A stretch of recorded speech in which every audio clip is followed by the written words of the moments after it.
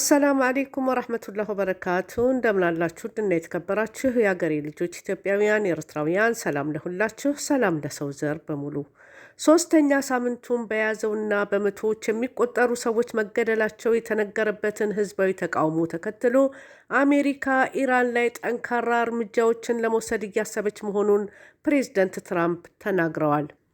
ኢራን በበኩሏ ማንም ላይ ጥቃት ለመፈጸም ፍላጎት እንደሌላትና ከአሜሪካ ጋር ለመደራደር እንደምትሻ አስታውቃለች።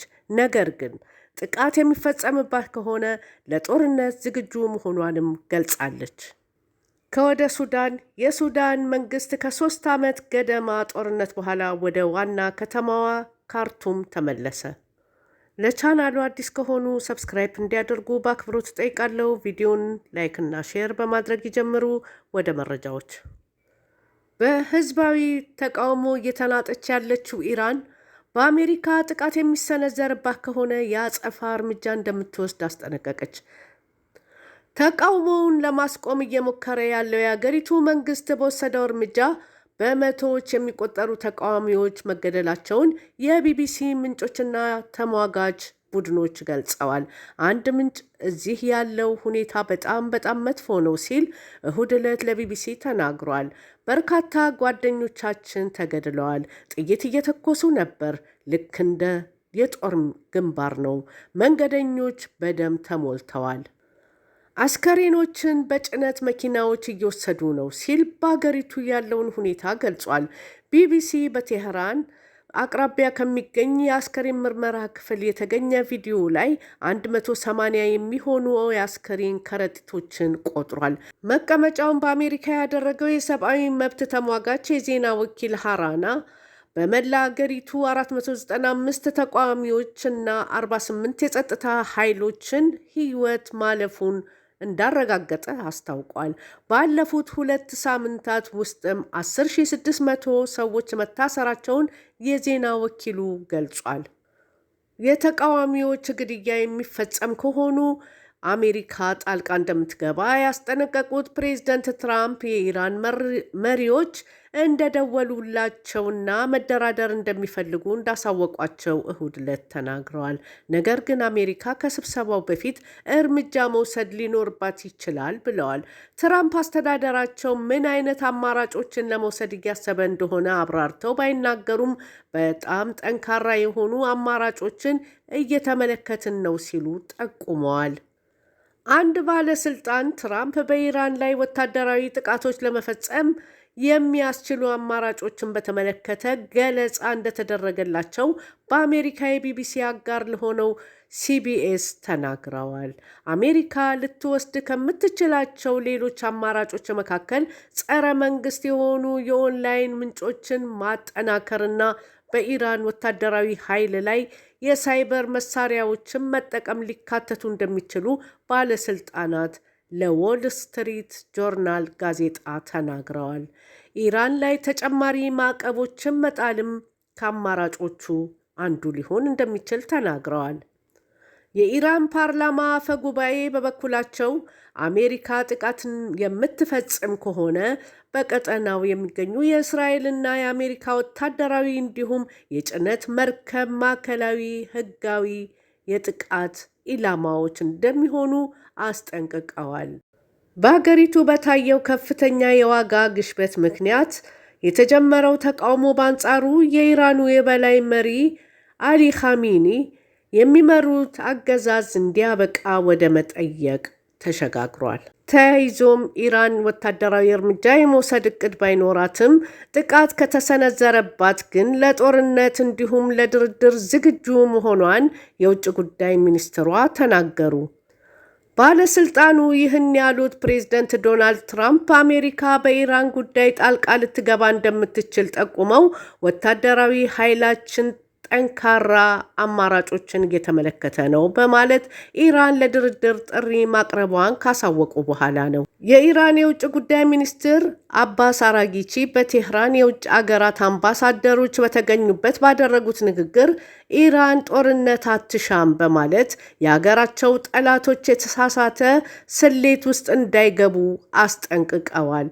ለድርድር ዝግጁ ነን፣ ነገር ግን ድርድሩ በእኩል መብትና በጋራ መከባበር ላይ የተመሰረተ መሆን አለበት በማለት የአሜሪካው ፕሬዝደንት ስለ ኢራን የድርድር ፍላጎት ያሉትን አረጋግጠዋል።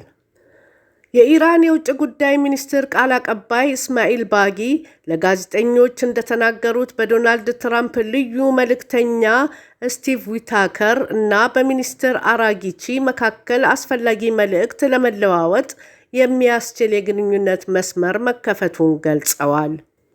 የውጭ ጉዳይ ሚኒስትር አጽንኦት ሰጥተው እንደተናገሩት ድንገተኛ ጥቃት መፈጸም የኢራን ፍላጎት እንዳልሆነ፣ ጥቃት ከተፈጸመባት ግን ለጦርነት ዝግጁ መሆኗን አመልክተዋል።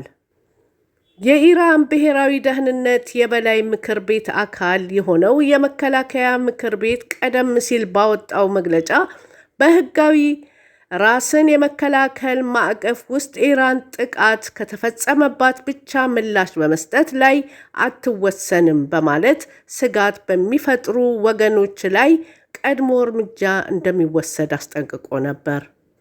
ይህን ተከትሎ ኢራን 3 ብሔራዊ የሐዘን ቀናትን አወጀች።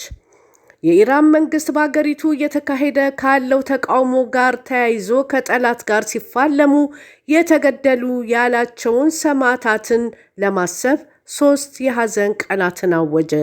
በሐዘን ቀናቱ የኢራን መንግስት እየተካሄደ ካለው ተቃውሞ ጀርባ አሉ ካላቸው አሜሪካና እስራኤል ጋር በሚደረገው ብሔራዊ ፍልሚያ የተሰዉ ሰዎች የሚታሰቡባቸው ናቸው ተብሏል። መቀመጫውን አሜሪካ ያደረገው የሰብአዊ መብት ተሟጋቾች የዜና ተቋም እንዳለው ከ2 ሳምንት በላይ በተለያዩ የኢራን አካባቢዎች እየተካሄደ ባለው ተቃውሞ ወደ 500 የሚጠጉ ተቃዋሚዎች እና 48 የጸጥታ ኃይል አባላት መገደላቸውን መረጋገጡን ገልጿል። ነገር ግን የሟቾች ቁጥር ከዚህም በላይ ሊሆን እንደሚችል ምንጮች ለቢቢሲ ተናግረዋል። በአገሪቱ የገንዘብ የመግዛት አቅም መውደቅ ያስከተለው ቁጣ ወደ ህዝባዊ ተቃውሞ የተሸጋገረው ከታህሳስ ወር አጋማሽ ወዲህ ነው። ተቃውሞው የአገሪቱን የበላይ መሪ አያቱላህ አሊ ኻሜኒ ህጋዊነትን በይፋ ወደ መቃወም ተሻግረዋል። ተቃውሞው እሁድ ዕለት ምሽትም መቀጠሉን፣ ነገር ግን በመንግስት ሊወሰድ የሚችል የኃይል እርምጃን በመፍራት መጠኑ ቀደም ካሉት ቀናት የቀነሰ እንደነበር ምንጮች ለቢቢሲ ተናግረዋል። የሰብአዊ መብቶች ዜና ምንጩ መረጃ እንደሚያመለክተው በተቃውሞ ከተገደሉት በተጨማሪ ቢያንስ ከ10,000 በላይ ሰዎች ባለፉት 2 ሳምንታት በማላዋ ኢራን ውስጥ ለእስር ተዳርገዋል።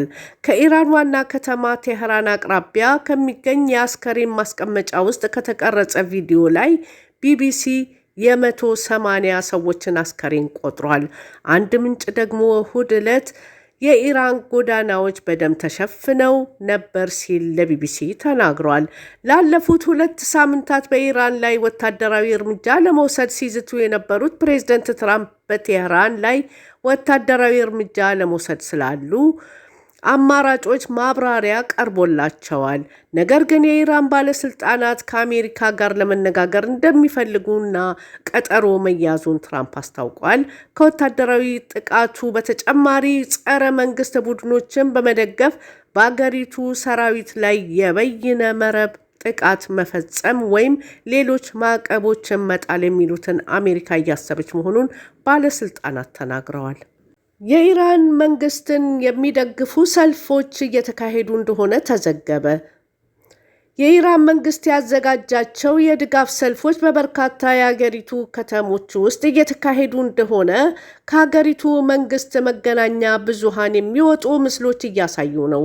የኢራን ብሮድካስቲንግ ኮርፖሬሽን ቢሲ እንዳለው ሐሚዳንና ኢለም የተባሉትን ከተሞች ጨምሮ ሰሞኑን አገሪቱን ያናወጧትን ሰልፎች የሚቃወሙና መንግስት የሚደግፉ ሰልፎች እየተካሄዱ ነው። ሁለቱ ከተሞች ባለፉት ቀናት መንግስትን የሚቃወሙ ሰልፎች በተደጋጋሚ ከተካሄደባቸው መካከል ናቸው። ህዝቡ በእንደዚህ የድጋፍ ሰልፎች ላይ እንዲሳተፍ ከጠዋት ጀምሮ በተለያዩ የመንግስት ተቋማት በሬዲዮና በቴሌቪዥን ጣቢያዎች ተደጋጋሚ ጥሪ ሲቀርብ ነበር። በተጨማሪም የአገሪቱ ፕሬዝዳንት፣ የፓርላማው አፈ ጉባኤ፣ የፍትህ አካላት እና በርካታ ታዋቂ ፖለቲከኞች ኢራናውያን በድጋፍ ሰልፉ ላይ እንዲሳተፉ ጥሪ ሲያቀርቡ ነበር።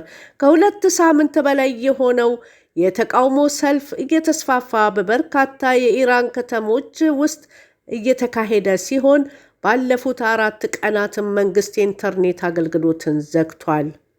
በመቶዎች የሚቆጠሩ ሰዎች በጸጥታ ኃይሎች መገደላቸው የተነገረ ሲሆን አሜሪካን ጨምሮ የተለያዩ አገራት የኢራን መንግስት የሚወስደውን እርምጃ እየተቃወሙ ነው።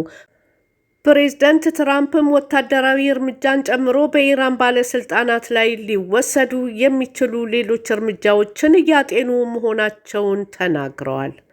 ከወደ ሱዳን የሱዳን መንግስት ከ3 ዓመት ገደማ ጦርነት በኋላ ወደ ዋና ከተማዋ ካርቱም ተመለሰ።